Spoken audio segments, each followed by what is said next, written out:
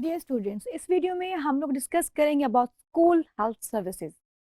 School health services की अगर हम डेफिनेशन देखते हैं, it's refers to a state of complete physical, mental and the social well-being and not merely the absence of disease or infirmity among pupils, teacher and other school personnel। यानी आपके students, आपके teachers या का जो भी आपका staff जो school के अंदर काम कर रहा है, उनकी physical, mental and the social well-being जो है वो आपके स्कूल हेल्थ सर्विसेज का कंपोनेंट है। फर्दर अगर हम देखते हैं कि स्कूल हेल्थ सर्विसेज फर्दर क्या कर रही हैं। School health services refers to the need based comprehensive services rendered to the pupils, teacher and other personnel in the school to promote, protect their health, prevent and control disease and maintain their health। यानी आपको promotive service provide कर रही है, curative services provide कर रही है, prevention के लिए काम कर रही है और आपकी हेल्थ मेंटेनेंस के लिए काम कर रही है। यानी जो भी स्कूल का स्टाफ है, स्कूल टीचर्स हैं और जो स्कूल के बच्चे हैं, स्टूडेंट्स हैं। अच्छा, आप स्कूल हेल्थ सर्विसेज की अगर हम बात करते हैं तो पाकिस्तान के अंदर स्कूल हेल्थ सर्विसेज को स्टार्ट किया गया इन 1952 के अंदर। 1952 के अंदर एक पॉलिसी आई, एक उसके जिसके बाद स्कूल हेल्थ सर्विसेज को इम्प्लीमेंट किया गया। बट अनफॉर्चुनेटली ये पाकिस्तान के अंदर उस तरह से काम नहीं कर सका और उस तरह से जो इसका इंफ्रास्ट्रक्चर था, पाकिस्तान जो है उस इंफ्रास्ट्रक्चर को उस तरह से मेंटेन नहीं कर सका। मीन उसके अंदर था कि स्कूल्स में जाके प्रोडक्ट मेडिकल एग्जामिनेशन होना है, उनका डेंटल एग्जामिनेशन होना है, उनका आई एग्जामिनेशन होना है, उनका जो है आपने उनको हेल्थ एजुकेशन देनी है, आपने उनको हाइजीन की एजुकेशन देनी है। But because of the resources ना होने की वजह से और सम अदर रीजंस की वजह से हम उस प्रोग्राम को सही तरह से इम्प्लीमेंट नहीं कर सके और वो प्रोग्राम पाकिस्तान में इतना सक्सेसफुल नहीं रहा। उसके बाद 2009 में with the help of the UNICEF एक और प्रोग्राम स्टार्ट हुआ पाकिस्तान में with the name of school health and nutrition supervisors. Mean ये प्रोग्राम कोई 33 डिस्ट्रिक्ट्स के अंदर स्टार्ट हुआ जिसमें school health and nutrition supervisors लिए गए जो कि जिनका background, they are not doctors but उनका बैकग्राउंड कुछ इस तरह से था, बेसिक नॉलेज जो मेडिसिन बेसिक नॉलेज था वो कुछ इस तरह का था कि वो इसमें फिट इन हो रहे थे। उनका काम क्या था कि उन्होंने एटलीस्ट वंस अ मंथ जाके स्कूल्स में बच्चों को एग्जामिनेशन करना है, उनका फॉलोअप करना है, उनका जो है उनको हेल्थ एजुकेशन इम्पार्ट करनी है, उनको हाइजीन की वो देनी है और उनके सारा जो है डेटा कलेक्ट करना है। ये प्रोग्राम अभी तक चल रहा है और नॉट 100% सक्सेसफुल, बट इसके जो पैरामीटर्स हैं वो जो 1952 वाला प्रोग्राम है उससे बहुत बेहतर है। अच्छा, फर्दर हम अब एम और ऑब्जेक्टिव्स की बात करते हैं तो एम और ऑब्जेक्टिव्स क्या है स्कूल हेल्थ सर्विसेज के, जो कि 1952 में भी थे और जो हमारे न्यू जो प्रोग्राम स्टार्ट हुआ है उसके अंदर भी है। The promotion of the positive health first and main objective, यानी आपने बच्चों की पॉजिटिव हेल्थ को प्रमोट करना है in term of physical, mental and the social. The prevention of disease, disease को प्रिवेंट करना है।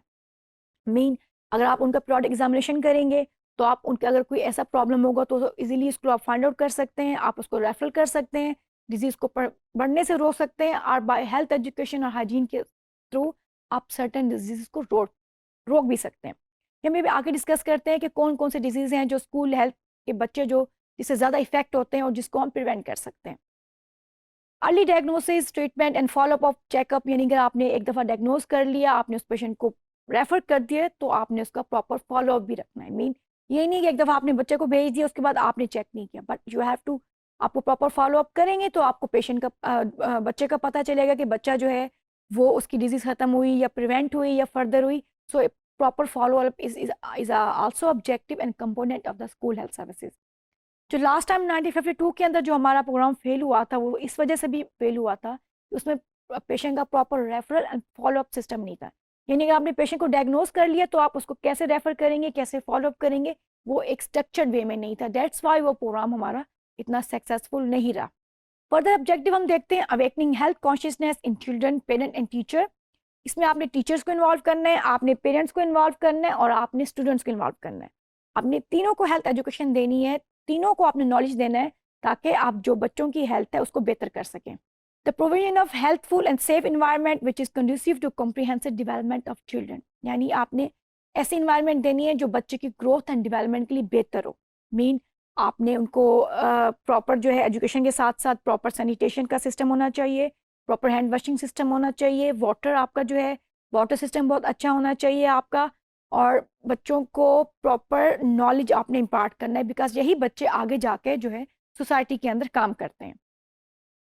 अच्छा, ये तो एक जनरल ओवरव्यू था। अब नीड क्या है फॉर स्कूल हेल्थ सर्विसेज की, इससे पहले मैं आपको थोड़ा सा ब्रीफ करती हूँ। कराची के अंदर एक रिसर्च की गई, स्कूल्स के ऊपर रिसर्च की गई।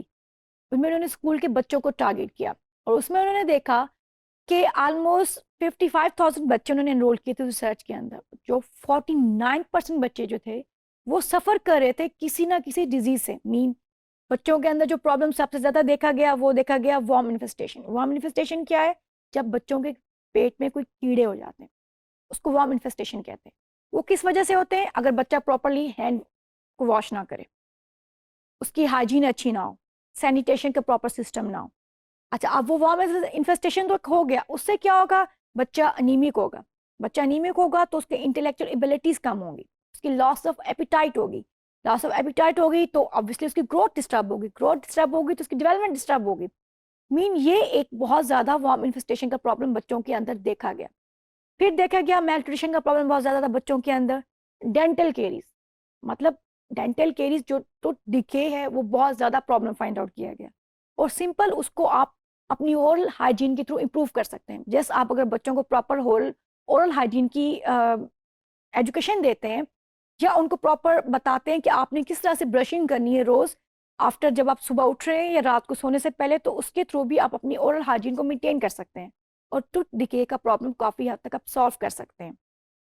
बच्चों के अंदर आई साइट का प्रॉब्लम बहुत ज़्यादा था। मीन बच्चों को ब्लैक बोर्ड नज़र नहीं आ रहा था, तो जब उनकी आई साइट चेक की गई तो बहुत से बच्चों को क्लासेस लगाई गई ताकि उनकी जो एक ब्लैक बोर्ड तक देखते हैं उसको प्रॉपरली देख सकें। फर्दर एक और जो चीज़ जो देखा गया था कि विकास बहुत से स्कूल्स के अंदर जो देखा जाता है, किया जाता है, बच्चों को प्रॉपर सिटिंग फैसिलिटी नहीं दी जाती। मीन टेबल एंड चेयर जो एक स्टैंडर्ड WHO का है फॉर्मेट कि आपने बच्चों को ऐसी टेबल एंड चेयर देनी है, वो प्रोवाइड नहीं की जाती। जब वो प्रोवाइड नहीं की जाती तो बच्चों की पोस्चर डिफॉर्मिटीज ज़्यादा होती है। मीन जब बच्चा बैठता है तो उसका जो पीछे बैक है उसको प्रॉपर जब सपोर्ट नहीं मिलती तो उसकी पोस्चर डिफॉर्मिटीज होती हैं, जिसकी वजह से भी बच्चों की हेल्थ बहुत ज़्यादा इफेक्ट होती है। सो नीड क्या है हमारी? जो हमारा सबसे वन प्रिंसिपल है, number one principal, school health services should focus on health and needs of children. It should be planned in coordination with school, health, personnel, parents, and community people. School health services should be the part of the community health services. अच्छा, अब ये तो principles थे जिस तरह मैंने आपको बताया जी, आपने प्रिवेंटिव भी करना है, प्रोमोटिव भी करना है, आपने बच्चों का फॉलोअप करना है, रेफरल करना है, और जो कॉमन डिजीज बच्चों में देखी गई हैं उनको आपने हेल्थ एजुकेशन के थ्रू या हाइजीन के थ्रू प्रिवेंट करना है। सो कंपोनेंट्स क्या है हमारे पास स्कूल हेल्थ सर्विसेज के? Health promotive and protective services, prevention of communicable diseases, ऐसी डिजीज जो एक से दूसरे में ट्रांसमिट होती हैं वो हमने स्टॉप करनी है।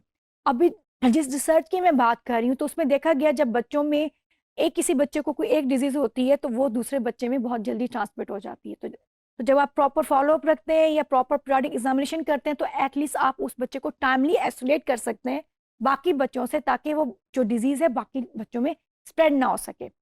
हेल्पफुल स्कूल एनवायरनमेंट, यानी बच्चों को आप प्रॉपर वाटर की फैसिलिटी दें जो कि फिल्टर्ड वाटर हो। वॉशरूम जो हैं बच्चों के वो बहुत नीट एंड क्लीन होने चाहिए वहाँ पे, और जो डेस्क टेबल है वो अकॉर्डिंग टू द मार्क होना चाहिए जो कि रिकमेंडेशंस हैं बच्चों के लिए। न्यूट्रिशन सर्विसेज, अब बहुत से स्कूल्स और बहुत से कंट्रीज ऐसे हैं जो अपने बच्चों को स्कूल्स के अंदर एक लंच प्रोवाइड करते हैं। मीन कि न्यूट्रिशियस लंच होता है वो, जो कि बच्चों की ग्रोथ एंड डेवलपमेंट की नीड के हिसाब से होता है। पाकिस्तान में कुछ स्कूल्स ऐसा कर रहे हैं but not all the school. उसमें लेकिन उसमें हम जो काम कर सकते हैं हम ये कर सकते हैं, एटलीस्ट जो कैंटीन है स्कूल की उसमें ऐसी चीज़ें ना रखी जाएं जो बच्चों की हेल्थ के लिए बुरी हो। मीन हेल्दी फूड का कंसेप्ट बच्चों को दिया जाए और जो जंक फूड है उनसे बच्चों को प्रिवेंट किया जाए, उनको बताया जाए कि जंक फूड के आगे जाके क्या नुकसान आता है उनकी हेल्थ के ऊपर। फिर है जी promotion of mental health. Mental health को प्रमोट करना है। जब आप उनको रिक्रिएशन फैसिलिटीज देंगे, जब खेलने के लिए लॉन होंगे, फिजिकल एक्टिविटी होगी बच्चों की, तो उनसे उनकी मेंटल हेल्थ भी बेहतर होगी। Health education regarding small topics को लेकर आप हेल्थ एजुकेशन दे सकते हैं कि हैंड कैसे वॉश करना है आपने, जब आपने वॉशरूम जाना है तो वापसी पे आपने हैंड वॉश करना है, आपने खाना खाने से पहले हैंड वॉश करना है। उसके अलावा छोटी और चीज़ें कि अगर कोई ऐसा है स्नीज करना है तो आपने अपना हाथ सामने लेना है। स्मॉल थिंग जो है बच्चों को आप एजुकेशन दे सकते हैं ताकि वो जो चीज़ें हैं उससे आप फर्दर डिजीज़ को होने से प्रिवेंट कर सकें। इम्यूनाइजेशन, अच्छा इम्यूनाइजेशन का कंसेप्ट है, एक तो बच्चों को इम्यूनाइजेशन का कंसेप्ट दिया जाए, दूसरा बहुत सी स्कूल हेल्थ सर्विसेज के अंदर ऐसे प्रोग्राम किए जाते हैं जिसमें बच्चों को इम्यूनाइज किया जाता है स्कूल्स में जाके। जिस तरह से हमारी जो गवर्नमेंट है वो अक्सर मीजल्स कंपेन कर रही होती है या पोलियो की कंपेन भी कर रही होती है। मीजल्स कंपेन में वो ये कंपेन में ये करती हैं कि स्कूल्स के बच्चों को जाके मीजल्स के अगेंस्ट हिफाजती टीके लगाए जाते हैं या हेपेटाइटिस ए के अगेंस्ट हिफाजती टीके लगाए जाते हैं। सो ये डिफरेंट टाइप की जो कंपेन्स हैं ये गवर्नमेंट कर रही होती है और स्कूल में बच्चों को इम्यूनाइजेशन प्रोवाइड कर रही होती है अगेंस्ट सर्टेन डिजीज के against. Maintenance of personal hygiene, आप अपनी हाइजीन बच्चे ने अच्छी रखनी है, क्लोथिंग अच्छी होनी चाहिए, डेली बात करना चाहिए उसको, हाइजीन तो है ही। Physical and recreational activity, school के अंदर फिजिकल एक्टिविटी होनी चाहिए, लॉन्स होने चाहिए बच्चों के लिए खेलने के लिए और रिक्रिएशनल एक्टिविटीज़ बच्चों को प्रोवाइड करनी चाहिए। इन केस अगर किसी बच्चे को कोई प्रॉब्लम है तो फर्स्ट एड इमरजेंसी केयर भी हॉस्पिटल के अंदर अवेलेबल होना चाहिए। फर्स्ट एड दे के बच्चे को जो प्रॉपर इमरजेंसी के अंदर रेफर किया जा सके। तो it's a important component of the school health services. Health appraisal of school children and the school personnel and the other therapeutic services include treatment and the follow-up। यानी आप जो school medical officer होता है वो एक तो patient को, students को उस वक्त चेक करे, उनको ट्रीटमेंट दे और अगर उनको रेफर कर रहा है तो उनको फॉलोअप भी करे प्रॉपर कि उसने जिसको रेफर किया है उसका फॉलोअप क्या हुआ है।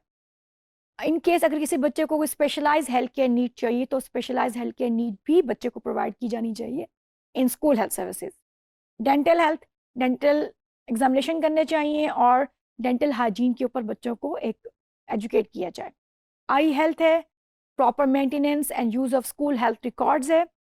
सो इसके थ्रू अगर हम इस सारे कंपोनेंट्स को प्रॉपरली फॉलो करें तो हम स्कूल हेल्थ सर्विसेज को काफ़ी बेहतर कर सकते हैं।